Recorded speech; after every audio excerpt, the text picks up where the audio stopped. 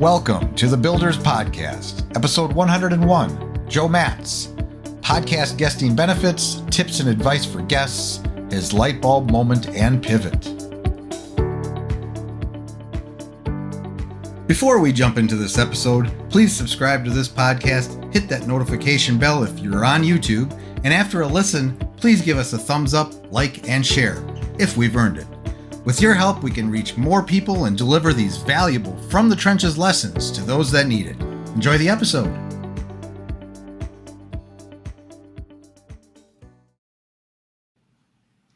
Hello, everybody. Welcome to another The Builders. Today, we are rejoined by Joe Matz. Welcome back to the show. Thank you. It is great to be here. Good to see you again. Good to see you. We had a great conversation the first time. What episode was that? Number 66. So after you're done listening to this, you go back to that episode because it was a great episode about your journey as an entrepreneur, right? Yes. You're traveling the world, running businesses, building businesses, right? Yeah, I think we talked about my 18 years overseas and some of the adventures I've been on with climbing mountains and things like that. Yeah. That was a great talk. We did that, and then we talked about your coaching and all kinds of other stuff. But definitely go check that episode out. And Joe said he wanted to come back because he's been pivoting, doing some new stuff that he wanted to chat about, and actually because I think this should be, I'll have to edit this out if it's not, probably episode 101. I got 100 of my own episodes under the belt. This year, too, though, I've started to do some guesting, and I was on at least 3, maybe 4 podcasts this past year to get my feet wet in that realm. But we're going to talk a little bit about that today. I thought since, 101 sounds like a good time to do that. And because there's a lot, I think, there's a lot of people out there that want to do it or are interested in doing it. Maybe they're just getting started. And they just need some motivation and tips and ideas and, inspiration to make that first move and do their first one. So that's what we're going to talk about today, right?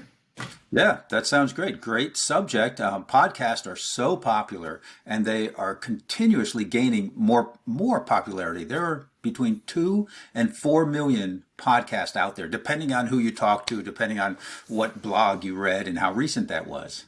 So there's a lot of podcasts out there, and people are loving listening to the podcast. Yeah, and you can really tell the popularity of it or maybe the benefits of it just by how badly people want to be on your podcast. Like I have no problem getting people on my podcast. I don't know if you're the same. You have a podcast as well, by the way.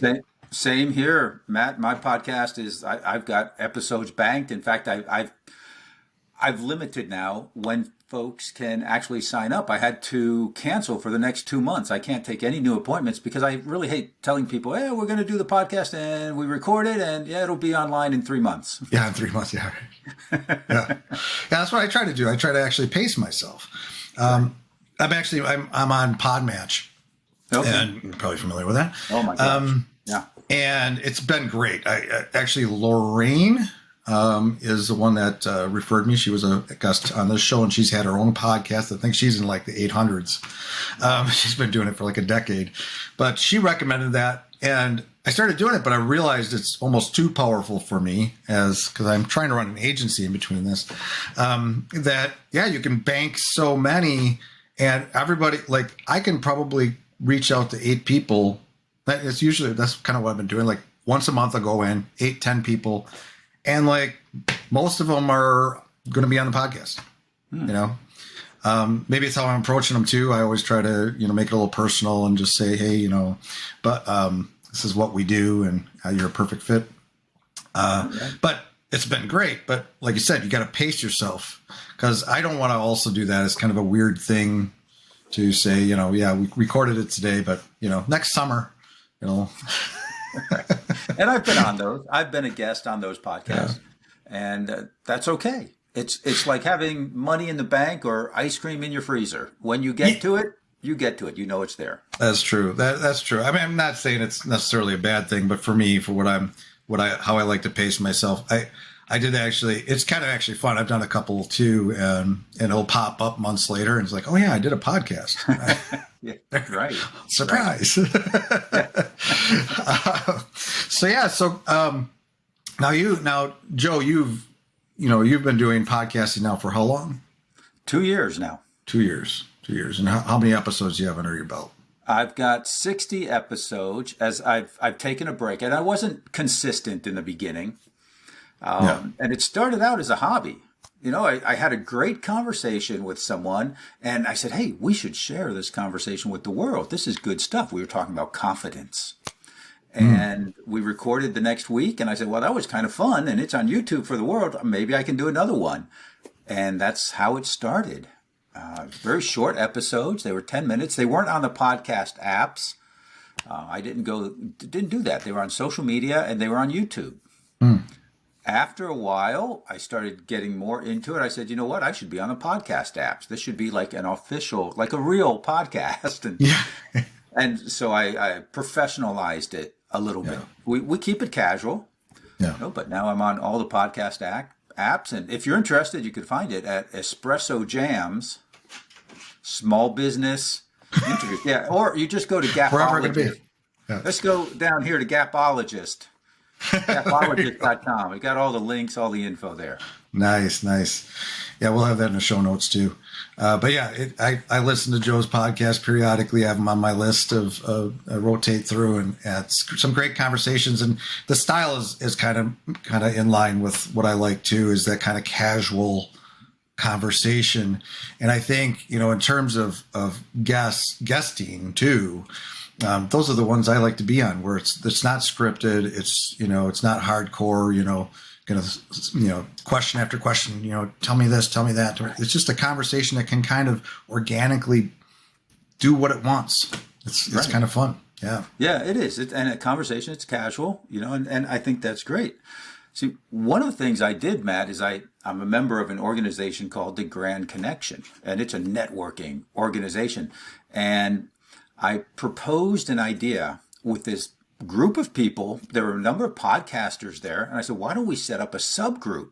There's lots of people in this organization who would like to know how to be better podcasters and better hosts for their podcasts.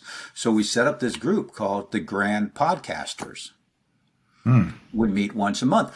And to be honest with you, one of my reasons for setting it up, because I wanted to learn.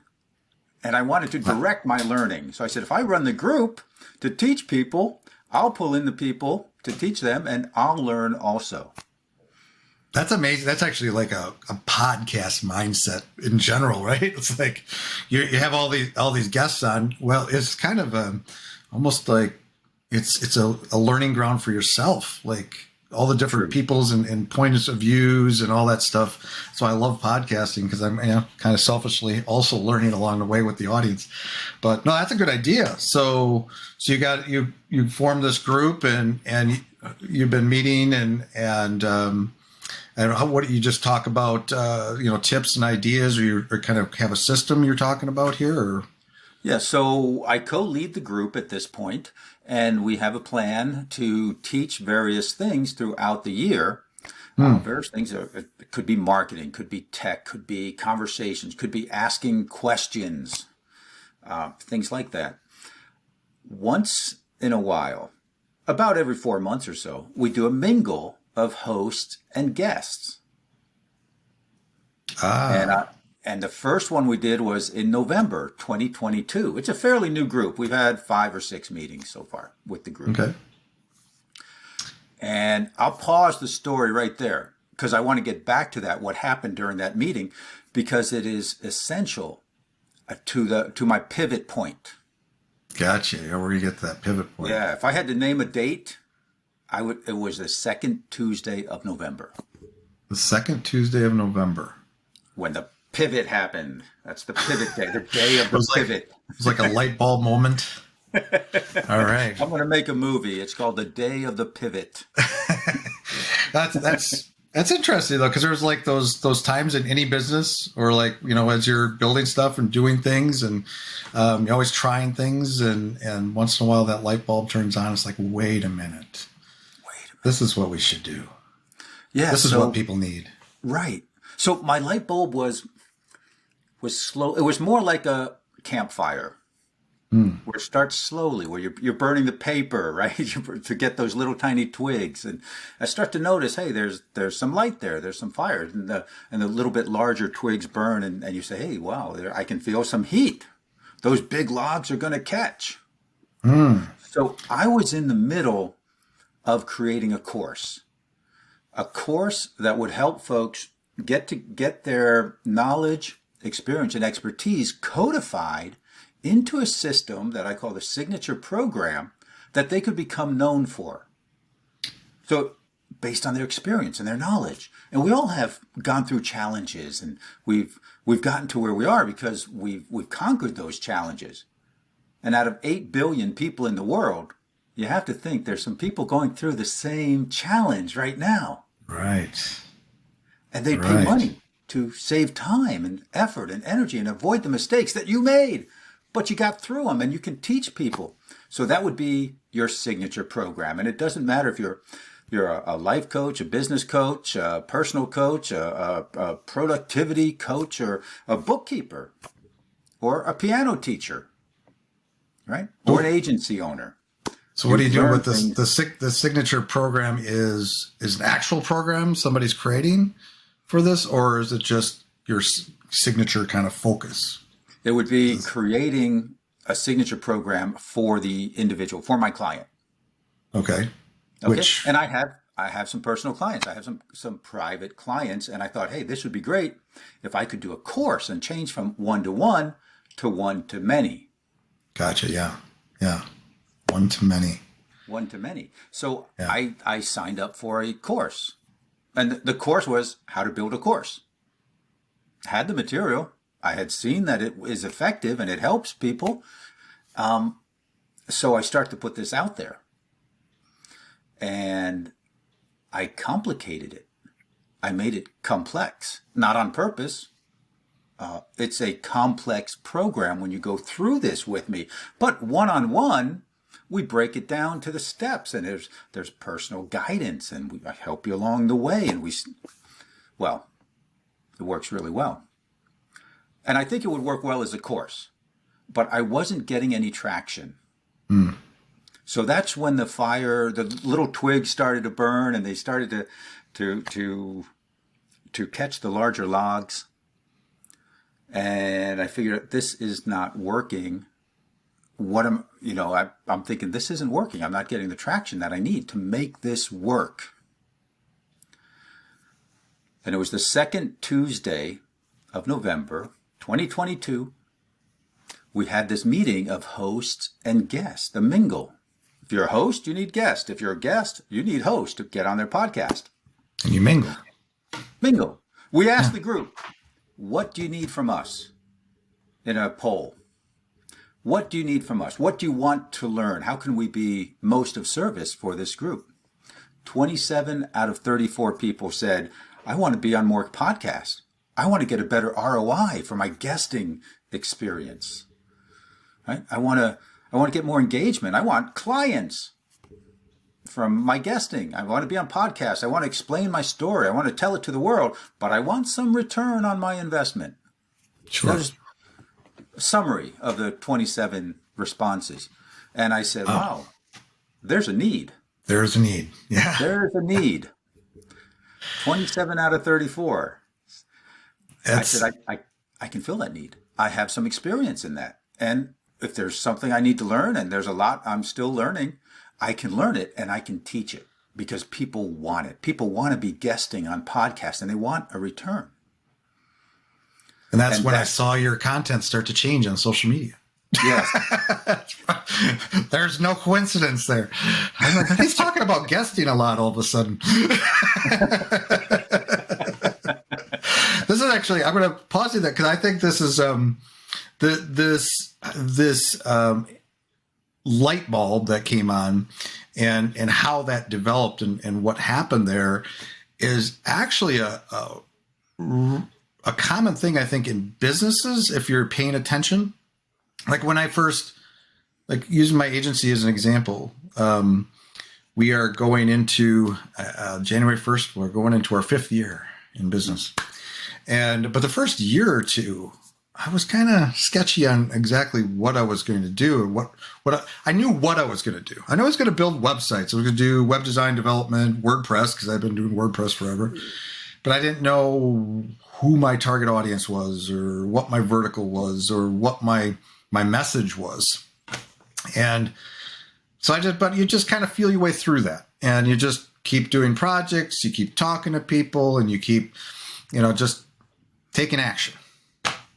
And I started talking to other agencies, right?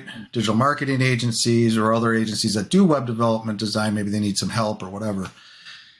And I started seeing some common issues with those agencies were experiencing, like trying to build a team in-house, the struggles around that, the stories, the bad experiences that they were sharing with me with trying to get help, internationally, or just trying to build a team in-house. And it's a struggle. They don't, how to, manage a creative team or development team, or, so it's all these things started to, and then my light bulb started to turn on, like, maybe this can be my message, and this could be kind of my vertical, my focus is helping solve those problems for these agencies and get really, really good at solving those problems.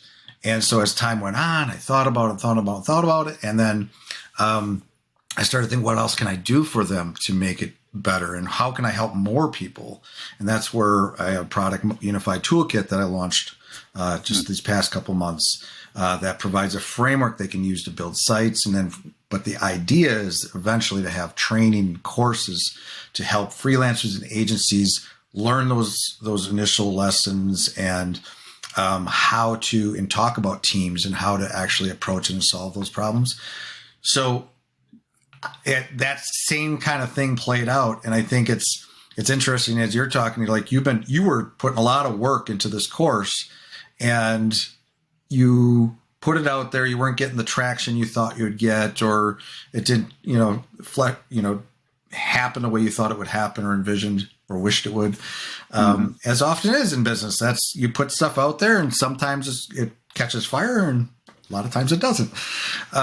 But you had all that experience now, and then just that moment, it all comes together. Just the light bulb turns on and you're like, wait a minute, I'm equipped to do this. I can solve this problem. Because that for me with the agency was like, well, I'm listening to these issues, but I'm like, I have that solved. Or I know how to solve that for them. I can be the solution. Right. And the same for you. So that's awesome.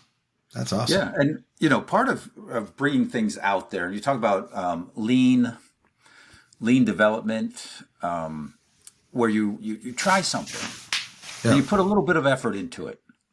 And if it catches, you move on with it. If it doesn't catch, you don't. And, Microsoft was famous for this. When they came out with the product, man, I did not want to be one of the testers of that product. I didn't want to upgrade. Let everyone else upgrade. They'll figure out the problems. Microsoft will solve it. And in about a year, that'll be a good program. And that's kind of what I did with that first course. Yeah. I started testing it out before putting a lot of effort into it. I didn't build out the whole course. I built out a lesson. I built out a marketing plan to get it out there. And when it didn't catch fire, my campfire never lit up and blew up. And so it was about that time that something else came to me through the podcast group that I have. And I never thought that would happen, Matt. Yeah. I never thought that having that group would lead to a new course, and it's a new direction. I still have my private clients. I still help creating the signature program. That's exciting. It's fun. Mm-hmm. I've got great clients, but this new area is kind of like an on-ramp. Also, it's a way to get in touch with more folks and help people get more ROI from their guesting experience. And I imagine some of those folks that I help do that are going to figure out that they need to have a better branding strategy, and they need to have a better message and a better program for their clients. And they'll become private clients for the signature program. I have this parallel theme that's going on in my head right now. Like we're talking about, we'll get to guesting and stuff like that. But I keep thinking like also like what you just did there. You did this thing, you tried this thing with this group, and something happened you weren't anticipating. And again, I can say that just with podcasting in general, right? When I started out, I did some solos. I'm like, can I even show up every week? Is this my thing? And then I'm like, I'm pretty good at this. And I had my first guest. But then I started to, as time went on, I started to figure out there's more to it than because I initially came into it. I just need more content, for the social media sites and more stuff to put out there, and get my message out. But then it became like this networking tool and this just more stuff, Multiply. Yeah. And that only happened because I put myself out there. I got out of my comfort zone, tried something new. But that's kind of the parallel thing going in my head as you're talking about this. But so you have this group of guests and podcasters. Now, why do you think people? What's most attractive for people to want to be doing guesting? I mean, what are people either hearing or what do they see other people? Like. What is the main reason people want to do guesting on podcasts? Well, there's one reason, and it's popularity. Seems like something to do. It's very popular. Now, that's an okay reason. It's okay. It's a good start, right? But I think what turns people on is the opportunity to tell their story for zero cost. Most of the times you can be a guest for zero cost. You can tell your story, and you can get in front of new audiences. Mm-hmm. And that's so important. You've got your audience, you've got your tribe, you've got your friends, business, colleagues, associates on your social media accounts. But I don't have your friends, colleagues, and associates on my account. And they'll tune in to this podcast and they'll listen to it. So I'm in front of new audiences right now. And it's a wonderful, fantastic way to tell my story to new people, because someone somewhere at some point is going to hear this and say, hey, I kind of like the way he talks. I kind of like his attitude. I like what he's doing. Maybe I can learn something from him. It might happen the day you publish it. And here's the key. It may happen 2 or 3 or 4 years after you publish it, because it'll be out there. It's evergreen. Yeah. Yeah, that's something I think that's important to understand with podcasts is, once they're out there, hopefully you did a good job and you didn't make a fool of yourself. But it's out there forever now. But yeah, it's something that is evergreen. And I even like the stuff that we do, like we do clips and stuff of all the podcasts. And we'll revisit those. We repost it. We do kind of this thing called rewind, and we kind of put it back out. There are graphics from the shows. So it's evergreen that way too. And evergreen just meaning it's going to live on. It's not a one-off thing. It's something that you can benefit from for a long time. And stuff like even on YouTube, or especially if you post on YouTube or you post on the podcast as well. Yeah, people they dig back into the archives if they like what they hear. They dig back to the archives, or you get like YouTube, especially you get indexed in Google. And so one of the things is like I've noticed that certain people are searched on, and people are finding our video, the video we did with the podcast on YouTube, because it's really cool. That person, so it's more exposure for you as a host, and it's more exposure for the guest. It's a win-win situation there. And you touched on something. It made me think, what holds people back from being on a podcast and being a guest? Well, it's the same thing that held you back when you were in high school and the teacher asked, who wants to come up front and give a presentation? Of course, everyone in the class raised their hand. Oh, wait, no one raised their hand. I was going to say, what class were you in? Like, Oh, nope, not me. That's why I never sat in the front of down. class. That's right. I'm going to sit in the back. So there's this certain fear of being out there. It's outside a lot of people's comfort zone, being out there. But, we're in an age of authenticity. And you just want to be authentic and be you and make a mistake. Today I did a live and I didn't have my microphone in front of me. I have it on a swivel here because I don't always want it in front of my screen. It was way over on my right. And I'm 15 seconds into the live and I'm like, oops. It's like, that might help. Right. No, I think that's some of the traction with podcasting, right? It doesn't have to be polished, and you shouldn't be. It's like some of the, you can be in the most professional, like high-end podcast in the world, and something odd happens. Somebody, messes up, or there's a part where you're laughing because you said something stupid or whatever, or you're having technical problems. But you just go with the flow on podcasts. It's not anything to get to even worry about. When it happens too, I can do some editing, but oftentimes we leave some of that stuff in because it's fun. It makes it real. It makes you real. And when I started speaking in front of people in Portuguese, my Portuguese is far from perfect. Mm-hmm. And what I wanted to demonstrate, not only was I teaching certain things, but I was also teaching you don't have to be perfect.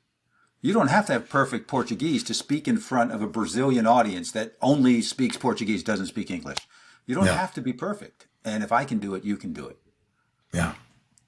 The people who are judging you, they're going to judge anyway, and who cares, right? Right. But they're not perfect either.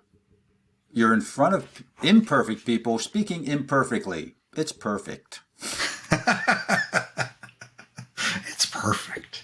Yeah, no, it's like a lot of things, right? And you have to just get started, and you will get better through the actual activity, the repetition. Bob Hunter, who's been on our podcast now a couple times in like a 6-week period, he just came right back, couldn't help himself. We have some great conversations, like an hour long, about finance and getting all this stuff, But one of the first things he told me when he came on the podcast was he had a goal to do be a guest 100 times, right? Get on 100 podcasts. I'm 2 of those. So far, I might be even more. But he told me on the second one though, he had done 14 in that time frame in 6 weeks. And he told me just in that time frame, he's like, I'm getting better at telling my story. He's like, he's getting more. He's one of the things, because I asked him, in that second episode, I said, how's it going? Any takeaways? And he's like, I'm getting more relaxed. It's getting easier to tell his story. And I think through that repetition, you get better at telling your story and what people respond to, or based on the feedback you're getting or the questions being asked. And you can really, because the podcaster is probably going to know what his audience is interested in. So you can start zeroing in on that and fine tuning your story. And I think that can also translate to just, especially if you're doing a lot of prospecting and you're trying to get business and stuff. Actually, I think podcasting can help you reel in more sales and in your business, because you're better at talking about what you do. Right. It's a practice ground, and it's a live practice ground, and you want to get the best ROI, of course. But like you said, you've got to get started. If you don't start, you can't improve. Yeah. You've got to get moving. In 1969, they shot a rocket to the moon. They really did. I know there's some conspiracy theories out there. I know, but they aimed at the moon. And then they adjusted along the way to get there. If they had just aimed and then, okay, it's on, it's automatic. No, it would have never made it. You had to get started. You had to get that rocket going and then make fine-tune adjustments. Right. And that's the same with speaking in public and podcasting. You just get going, just get started. Yeah. Yeah, You know, for sure. Now, it's going to be uncomfortable if you're not used to speaking in public, or you have a little fear of putting yourself out there. It's going to be uncomfortable. Start tomorrow, and it'll be uncomfortable tomorrow. If you wait a year, it'll still be uncomfortable. Right. That's right. That's right. You just wish you would have started earlier and you wouldn't be so uncomfortable right now. That's right. Exactly. Yeah. Yeah. Well, I mean, and people are, everyone's different. Obviously, we're all different on some spectrum of being self-conscious and worried about how we look and stuff like that. I think before the podcast era, I was like that. You know, I thought, oh, there's one out of, but that, there's one hair out of line there. I better, no, I'm the type of person that gets up in the morning, I do my hair once and maybe I do this once during the day, you know, but it's, you know, some people are more self-conscious about that or whatever. I think the most I think about is making sure I just don't wear the same shirt twice in a row. Like if I have a video today on Monday, okay, I actually have worn 2 shirts today because I did a video earlier today and I knew I was going to get on with you. And I'm like, yeah, this is posting today. His is, maybe I'll just spread it a little bit more. But yeah, but I think too, though, is it's just like your voice. You have to, number one, get used to hearing yourself on audio. That's actually a separate thing. I had to do that like back in the early 2000s, or probably 2005, 6, I started doing audio and without video. And I just remember, because I was doing like training and stuff. And so I did like screen shares with audio. And I just remember how I just couldn't, I couldn't get used to it. You know, it took me a while. But now it's like, I can watch myself on video. I hardly even, it's like, I just see myself as a character now.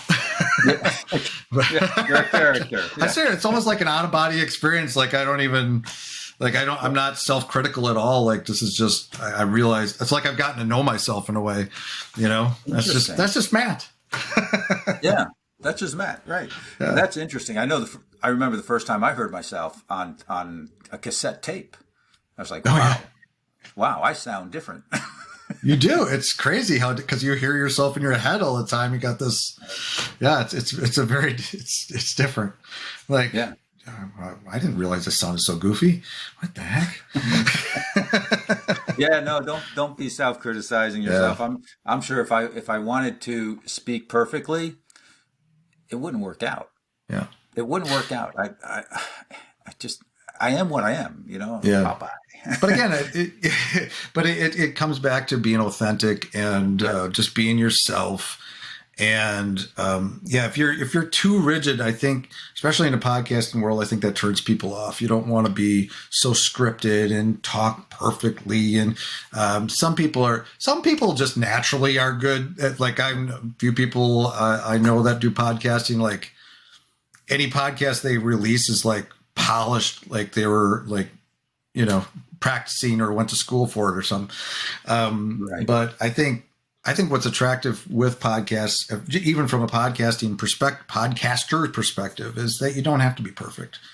You just just do it and just have conversations. Like you said earlier, I think when you got started with your first ones, you had a conversation like, I could have just hit record. It was the same for me, you know, like we're just having a conversation about business. This could be a podcast, you know, it's just having conversations about business from the trenches. Absolutely. But yeah, so what you're doing now is, so you have, so you're pivoting. What are you pivoting to exactly? So I created resources.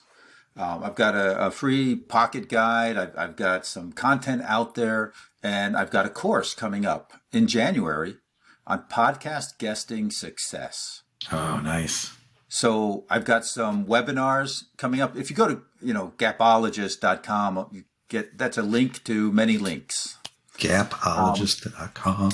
Right. So what I want to do is help people get better at guesting on podcasts so that they get their message out there, so that they get a return on investment, so that their knowledge, experience, and expertise can help people and gets out there and helps people. If you've got all the knowledge, experience, and expertise and you keep it to yourself, Well, I don't know. I guess that's okay for some people. But a lot of people would like to share their knowledge, experience, and expertise and help others and even create a business around that. But you've got to get it out there. And podcast guesting is one of the best ways to get your voice out there, to be heard, to tell your story. And, I just feel like every podcast, well, I felt this way. And then once I talked with other podcast hosts, folks who had podcasts, and I spoke with maybe 3 or 4 of them, just this week alone, every one of them has told me, I wish some of my guests had met you before they got on my show. Because they weren't polished enough, or they didn't know how to tell their story, or they didn't know how to tell their story. I heard one told me the guest just rambled on. The host would ask a question and the guest would go on for 7, 8 minutes. And, a good host will direct the conversation. They know what their audience wants to hear. Direct the conversation. Yeah. Others didn't have a message. Others didn't have a call to action at the end of the podcast or during the podcast. Others said they would promote it, but they never promoted it. They never put it on their own social media accounts. People showed up late. Yeah. People showed up late to be on a podcast. Yeah, they're not taking it seriously enough, or they just don't know. But you mentioned something. Actually, I'm going to come back to that. But I think the knowledge, experience, you have to have a strategy, right? You have to have a reason you're going on a podcast and what you're focused on, and that somehow has to weave a story that eventually leads to them wanting to learn more about you and what you do, and because I think the idea is, right, to introduce the world to who you are, who's Matt, who's Joe, who are we, and why do you want to engage with us more, maybe after this on social media, or to check out our product or a service or a course or whatever. Like if you're selling websites, let's say you're selling websites, but you're on a gardening podcast too. You got to strategically go on the right podcast as well, right? That's very important. You've got to figure out who your audience is. Yeah. Who is your ideal audience? Where do they hang out? What podcasts do they listen to? Where are they listening? And then find podcast hosts that are talking to that audience. Refine your message for that audience, and have a call to action for that audience. Yeah. There's 2 to 4 million podcasts out there. Someone is talking to your ideal clients. And those are the podcasts that you should be on. Those are the podcasts you should be researching. We go through that in the course and help people figure that out. Yeah, we won't share it all here. We're going to save some of that for the course.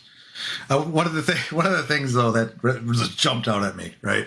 So as I've done now 100 plus podcasts, one of the things I just assumed it was some kind of weird fallacy that I had bought into is if I bring guests on. Now I've done solos, I think maybe close to 50 guests. I don't know, 40 to 50, I think. I really should count them. One of the things I really thought would help my podcast was just the fact that if I get a guest, they're going to share it. They're obviously going to. Why wouldn't they share their own podcast on their social media and shout it out to the world? Hey, look, I was on this podcast. Right. Most don't. Yeah. Or just a little bit. Yeah. Or just a little bit. Yeah. Just a little something. And that's good. That's fine. Not everyone has a big audience, or that's, social media is not their big thing, but I thought it would be a bigger thing. Like I thought, of course, of course, it's a numbers game too. Somebody's going to have a large audience, and I'm going to just, I'm going to shave off just a little sliver from their audience to start listening to my podcast. And, but that wasn't as scalable as I thought. And that's why I think, as you're talking about, like actually, even as a podcaster, doing guesting on other people's podcasts. Mm-hmm. So like we're doing, right? I've been on your podcast. I do have an episode on Joe's podcast. Yes. Somewhere. You should listen to that. I can't tell you what number it is. I do not know. It's somewhere in there. It's in there. But I think that's kind of been I think that's the other thing you need to do. I think it's probably a collection of things you have to do to try to promote yourself and your business or whatever you do. You know, for me, it's going to be when I go on a podcast, it's going to be, I want, you know, hopefully I can promote my own podcast a little, get, you know, build my audience, you know, if we have something in common. But it's also obviously to let people know that I do web design development. I'm a WordPress guy. And so those are the ones I'll be focusing on because that's my wheelhouse. Right. It's just defining that. You know, you want to have a call to action. You want to know what you're going to say. You want to have a goal. Now, if your goal is to build your list or get clients or have people download your pocket guide on podcast guesting success, that might be what your goal is. Right? Yeah. But you want to have that goal. You want to have that goal and you want to be able to weave that into the audience. Now, the gardening, I don't think I would reach out to a host who has a podcast about gardening. I know very little about gardening. My wife says, get the wheelbarrow, Joe. And I go and I get the wheelbarrow. And she says, shovel this thing. And I shovel that stuff, you know. That's what I know about gardening. I would not be a good guest. But when a podcast has an audience of entrepreneurs and business people and solopreneurs, that's where I want to go. But that's where my people are hanging out. They're just not my people yet. You know, and hopefully some of the folks that we're talking with, this is valuable to them. And they can learn, you know, I've got free resources. Take advantage of that. And I know you do too. And you should take advantage of Matt's resources. And, you know, we all learn and we all grow. And you know, the rising tide rises all ships. Yeah. And I'm really a blue ocean kind of guy. I like to give information. I like to help folks. And, you know, and I know Matt does too. Now, the audience. Sometimes I talk to the audience. Sometimes I talk to you, Matt. I don't know. It goes back and forth. I know. Yeah, figure this out. No, and that's the other thing too, right? And I think you have to be comfortable in giving, you know, and maybe giving more than you get. Being able to share, and that's what social media, doing content marketing, all that's about, is putting a lot of content out there and helping people, even sharing a lot of your tips and secrets and all that stuff. But ultimately, that's what gets people attention and will have them wanting to work with you or learn more about you and stuff. I mean, you just got to put it out there, and that's what podcasts are for. It's you being able to share a part of your story, but also to share some insights and some tips from your experience. That can resonate with somebody on that, you know, in that audience that might need your help and might reach out to you and stuff. I did actually a podcast this year on my website, my mattlevenhagen.com, little plug there. A blog that I haven't posted to for a year. But I do have a section on there for including your podcast, little, you know, my past podcast. I do not think I put this one on there, but I did a podcast for an artist, and she had, I think we met at a Quick Connect or something earlier in the year, and I decided to do the podcast with her. And I did it because I have an art background, you know, going back years in the 90s, dating myself a little. But I pursued art for like half that decade, and fine art. I did painting. I did stretched my own canvas and did all this stuff. Sold some, did a little commission work, and I did okay. But not great, but okay. But I wanted to be on that podcast. It sounded interesting. I could talk about that story. But it really, ultimately, it wasn't my audience. It wasn't going to really translate to anything that I'm doing in terms of business. I kind of did it for fun. And but it is, you could probably do those if you knew a lot about gardening. You can throw in a gardening show here once in a while. But you got to understand that those aren't going to necessarily help your business right now. Might be one or two people on there that suddenly that maybe you connect with, and they also have a business. They do gardening.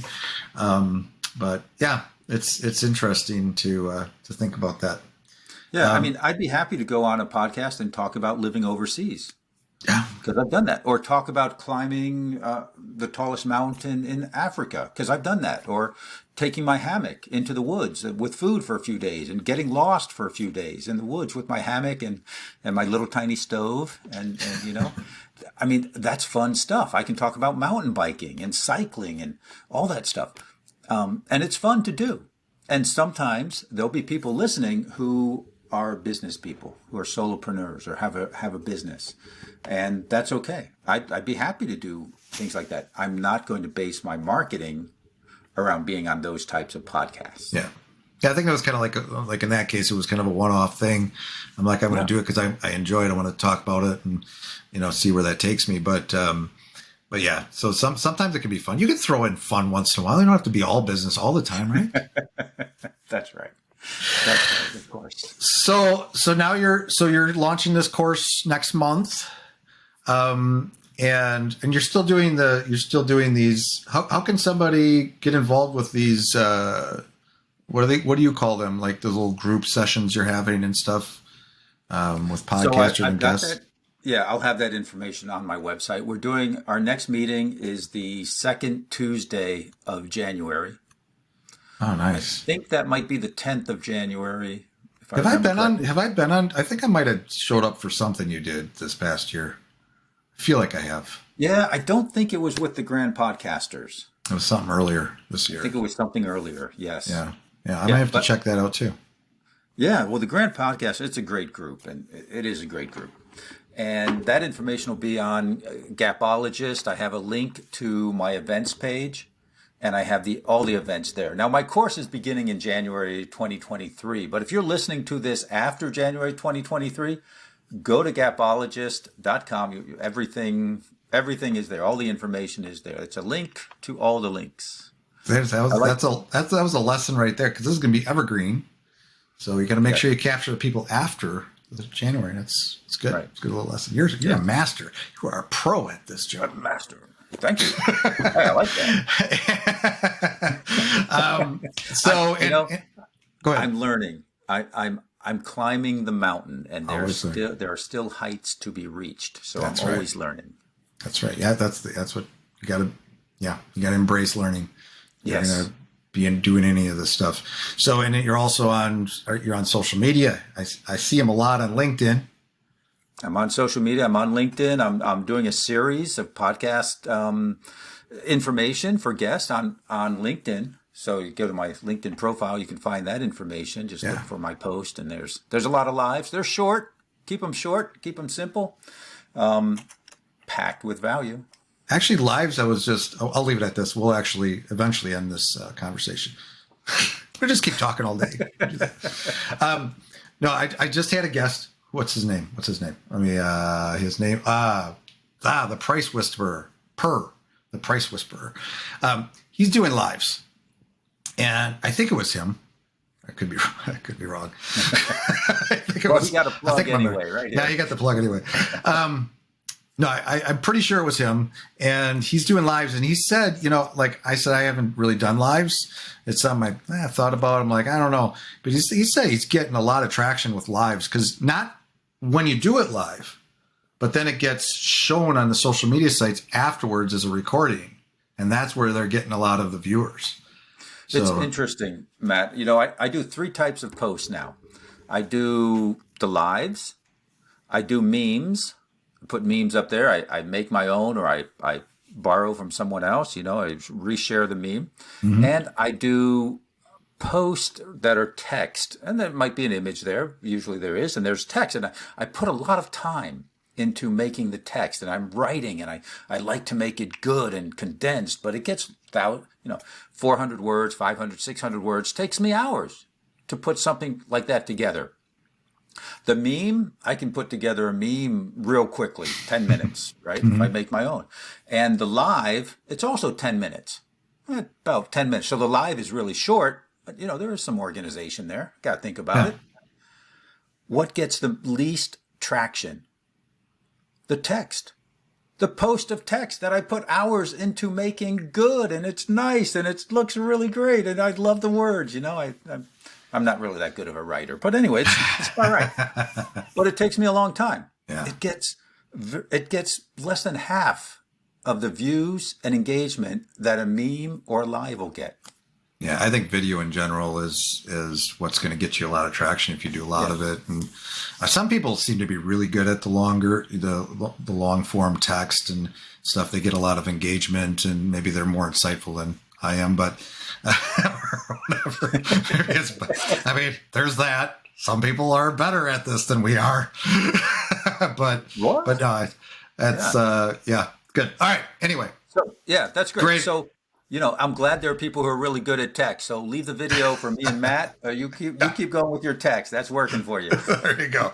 Well, right. I mean, do what you're good at. That's right. All right.